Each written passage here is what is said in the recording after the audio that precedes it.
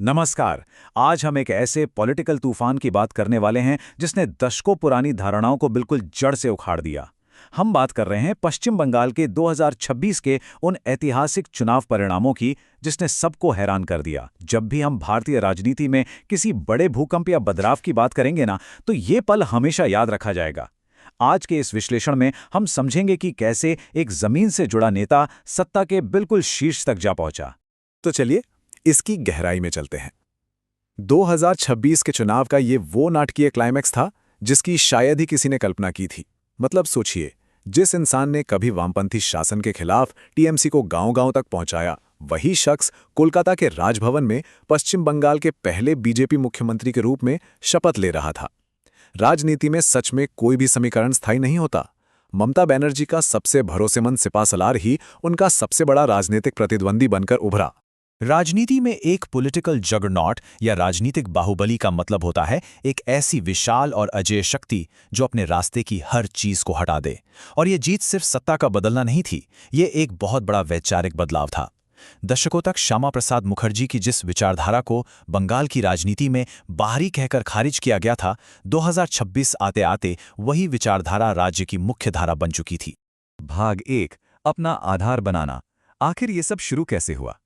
अगर हम 90 के दशक में पीछे जाएं तो शुभेंदु अधिकारी को राजनीति विरासत में जरूर मिली थी। उनके पिता शिशिर अधिकारी एक बहुत बड़ा नाम थे, लेकिन उनकी असली ताकत कैमरों की चकाचौंध से दूर जमीन पर पसीना बहाकर बनी थी।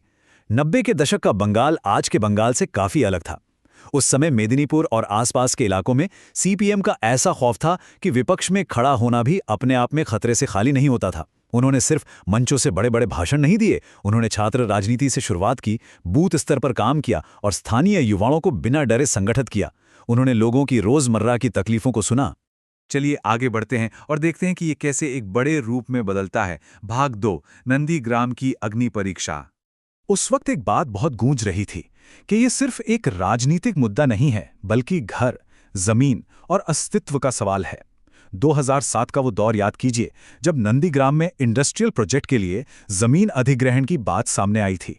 पूरे इलाके में इतना खौफ था कि गांव वाले अपनी जमीन छिन जाने के डर से रात रात भर जागकर पहरा देते थे। उस तनावपूर्ण माहौल में ये आंदोलन सिर्फ एक विरोध नहीं रह गया था, ये लोगों की रोजी रोटी और उनके वजूद की लड़ाई बन चुका था। नंदीग्राम के इसी प्रतिरोध ने ममता बनर्जी को मुख्यमंत्री की कुर्सी तक पहुंचाया था, लेकिन इसके साथ ही इसने शुभेंदु अधिकारी को एक बेजोड़ स्ट्रीट फाइटर और जननेता के रूप में भी ढाल दिया। उन्होंने उस जमीनी दड़ को एक विशाल जन आक्रोश में बदल दिया और सच कहें तो यही वो नेटवर्क था जिसने भविष्य के सबसे बड़े सत्ता परिवर्तन की नींव रखी। लेकिन जब कोई राजनीति में इतनी तेजी से ऊपर उठता है तो विवाद भी साथ साथ चलते हैं। भाग 3, विवाद और पाला बदलना। अब इस पाला बदलने को लेकर ना दो बिल्कुल अलग नैरेटिव हैं। एक तरफ टीएमसी और उनके आलोचक कहते हैं कि शुभेंदु ने नारदा स्टिंग मामले और केंद्रीय जांच एजेंसियों के भारी दबाव के कारण पाला बदला। वो इसे बीजेपी की वॉशिंग मशीन बताते हैं। वहीं दूसरी तरफ शुभेंदु और उनके समर्थकों का मानना है कि अगर उन्हें सिर्फ खुद को बचाना होता तो वो सत्ता के साथ आराम से समझौता कर सकते थे।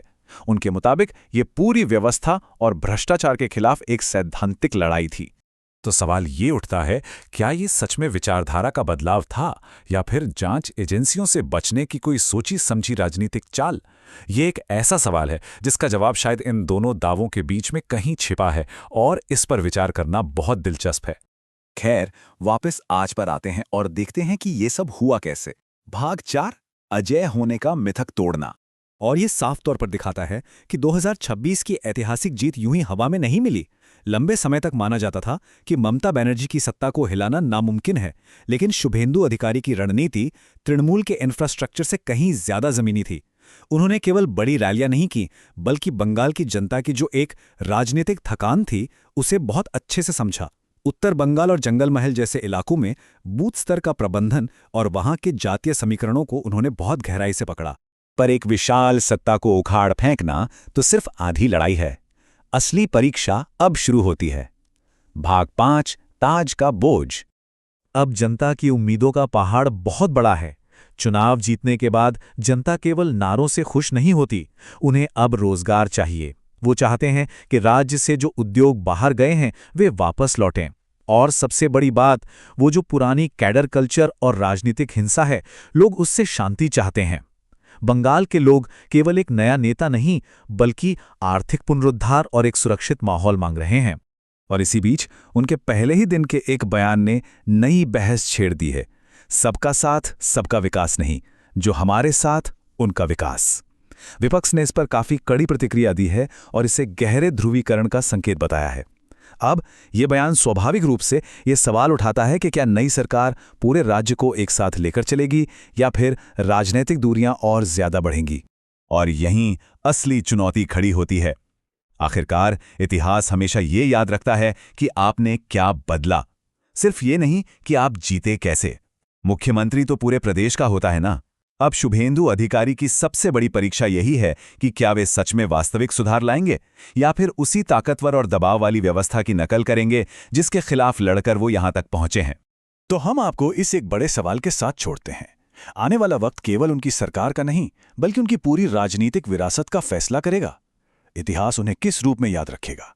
एक ऐसे रणनीतिकार और जायंट किलर के रूप में जिसने सत्ता के सबसे बड़े किले को ढहा दिया, या फिर एक सच्चे सुधारक के रूप में जिसने पश्चिम बंगाल की तस्वीर को बदल कर रख दिया? सोचने वाली बात है। आज के इस विश्लेषण में हमारे साथ जुड़ने के लिए बहुत बहुत शुक्रिया।